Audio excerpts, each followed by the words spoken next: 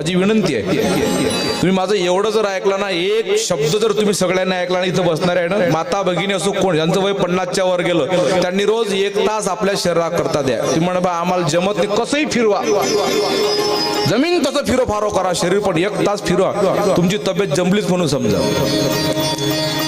आणि काम करत माणसाचं कर्तृत्व थांबलं त्या दिवशी माणूस म्हातारा होते महाराज. तो 20 वर्षाचा काय असे ना, तुमचा पोरगा 20-25 वर्षाचा आहे पण काहीच करत नाही, नुसतं बसून झाला म्हातारा.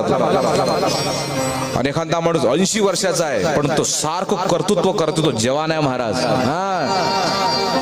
सून घरी आले म्हणजे एकदम बंद नाही करायचं, काही नाही काही चालू ठेवत जा. उद्या सुनीनं धोका दिला तर मग पुढे आपल्यालाच करावं लागते, मग जमत नाही, मग पायी हालत नाही, काहीच नाही.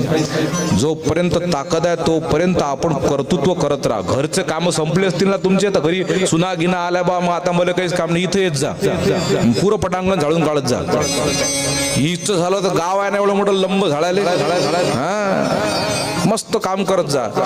1-1.5 तास आपल्या शरीराला काहीतरी काम झालंच पाहिजे, तर तुम्ही जगाल, नाही तर कठीण आहे. तुम्हाला 100% सांगतो, जे माणसं बैठे झाले ना, गेले कामातून गड्डीवर, ते लवकर लंबे लागतात.